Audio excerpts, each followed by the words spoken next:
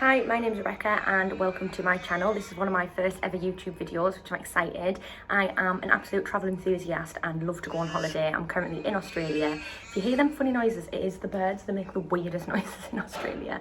I'm currently based in Western Australia in Perth while we're traveling around and just having the best time. But I wanted to come on and share how we book our holidays. So I've got a Facebook group, which is like a travel hub. I share all my travel experience tips and money making hacks online. So if you're not part of that, I'll pop the name here. But a few people have asked me to make a video on how I actually book my holidays, because me and my partner Brett, yes, we are in a fortunate position. We're a double income family with no kids, so that's our situation. But we are able to go on 3, 4, sometimes even 5 holidays a year by booking holidays this way. So I know that a lot of people, when they think to book a holiday, they jump straight to a big name travel agent, which is absolutely fine. That is a great way to book holidays, and you've got your security and comfort and everything sorted with those big name packages. However, it's not always the most affordable option. The way that we book our holidays, by the way, just a disclaimer, I'm making no commission from this, no affiliation, I'm just sharing, because I just think if people knew this way of booking holidays, more people could probably afford to go on holidays, and that's exactly what my channel's all about, is helping people travel more, see the world, and do it on a budget. So yeah, disclaimer out the way. So the way that we book it is using these 2 apps mainly, which is Booking.com and Skyscanner. If you're not familiar with them, I think most people should be familiar with Booking.com, but Skyscanner is just a platform where you can see all the flights available through all different companies and decide which one you want to go to.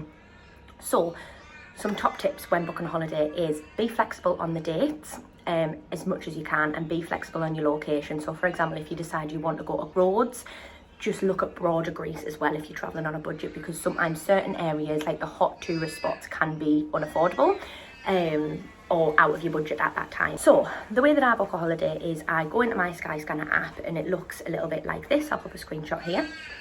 I then look at the location that I wanted to go to and the airport that I'm flying from. Now, I live in the northeast of the UK, so I'm flexible with airports. I can go from Newcastle, Edinburgh, Leeds, Bradford. That is so important, to try and be flexible on your airports, because you can save hundreds of pounds by just travelling from a different airport. So that's one thing to always look at. Be flexible and open to where you fly from as much as possible, but do be aware that, take into consideration, you would then have the cost to get to that airport, so that's something also to consider. So I popped in Rhodes from Newcastle Airport, and this is what's come up. Now, you'll be able to see that there's loads of different pricing on each date. That is so important to be aware of. So a couple of years ago, last year, year before, me and my partner went to Paris, and to fly from Paris on a Friday and return on the Sunday was £150 each, so £300 more expensive for the trip than flying on the Saturday to the Tuesday, which is crazy, because that doesn't matter to us. Like, we didn't have to go over the weekend, we could have put the annual leave in on the Monday. So be flexible on your dates and have a fiddle around on this app and find the right flight that's for you. Now, once you've found a flight that's affordable, usually we fly with like Ryanair, Jet2 sometimes do quite affordable flights as not part of the package. What I would always recommend to do is then go onto their website and see what the price is direct. The thing to be aware of when booking through these third-party companies is if anything happens when you have the flight, if it's cancelled. So for example, I went to Barcelona, I flew with Ryanair, we had a connecting flight to catch, and because I'd booked through a third-party company, the first flight, which was Ryanair, was delayed, and the second flight was supposed to get on with Ryanair. So I went to the Ryanair check-in desk, explained I missed the flight. They knew there was a delay on the flight, but because I'd booked through a third-party company, they couldn't help me on the day. So just be aware of that and make sure that you have a look directly on the site. So use Skyscanner to find the prices, and then check on the actual company's website to see if the prices are similar. If it's a couple of quid more, I would book it on the real, like Ryanair site, over through the third-party companies, just for that added security. So that's a top tip. So once you've decided your dates and you know when you're going and you've looked at that, don't book your flight until you've found accommodation, because you can book your flight and then think, oh my god, accommodation is so expensive, I need to look somewhere else. So then I would open Booking.com, and it's very similar. So you would go on, this is what it would look like. I've just searched Rhodes for a week in August. Again, try and travel outside of school holidays. That's a given. I know it's always not an option if you've got kids or if you work in a school, but obviously it goes without saying that it's a lot cheaper. We normally travel the first or second week of September, which is still in the school holidays, but people tend to be back from holiday then. July and beginning of August is definitely the most expensive, in most places anyway.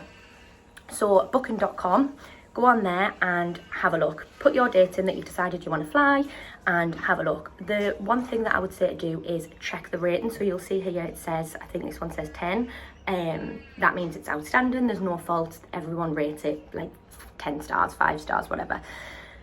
I wouldn't personally go to a booking any lower than 8.5 rating.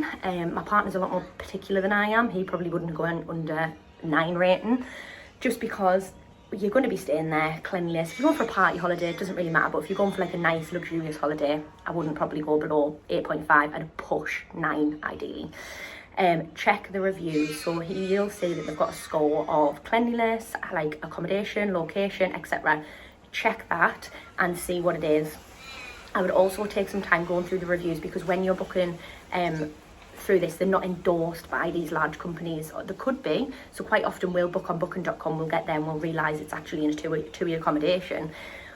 But just double check the reviews. Now, similar to Skyscanner, once you've decided on the apartment, hotel you would want to go to, I would then Google the property, look at their website direct. Sometimes properties and hotels offer you like a 10% discount if you book them with them direct, because obviously they incur fees for having their properties on booking.com. Booking.com will take commission from them. It won't cost you anything extra to book on booking.com, but usually they inflate the price to cover that cost. So just have a look on direct on the property's website. I would also look on TripAdvisor for the apartment or hotel that you're looking at, just to see if it's legit. Especially when booking apartments, please be careful when booking apartments and make sure that you just do your research, and then it'll be absolutely fine. But don't just book willy-nilly. Booking.com is usually generally safe, but that's just something to be aware of. Now, once you've all got this, you've got an idea of where you want to go, when you want to go, and how much it's going to cost you. What I would do then is note down the total cost of what it's going to cost you, the flights and the accommodation. One thing to be aware of as well that I should have mentioned, when you're booking your flights, double check to see if it includes baggage, because sometimes you can think, wow, it's £50 flight to Greece, but actually you need to pay like £150 to add a bag on. So it's not as cheap as sometimes advertised. Skyscanner is quite bad for that, so just double check. I would then go and check with your local travel agents, check with your small business travel agents, check with your friend who might work in a travel agency or have their own travel agent firm. Support local where you can, but if the price is way out the budget, that you've always got that option. And you can also check larger travel agent companies, but 9 times out of 10, it's a lot cheaper to book through booking.com and Skyscanner.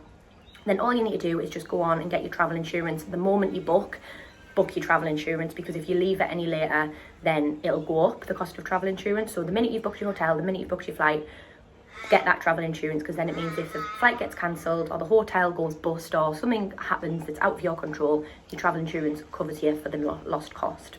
So yeah, that is how we book our holidays. It sounds complicated, but honestly it's really, really not. If you want me to have a look at any holidays or want to know anything more, drop a comment below. And if you like travel advice, tips, and want to see more behind the scenes of traveling, drop a subscribe button and like this video. And yeah, I hope you find something useful out of that, and thanks for watching.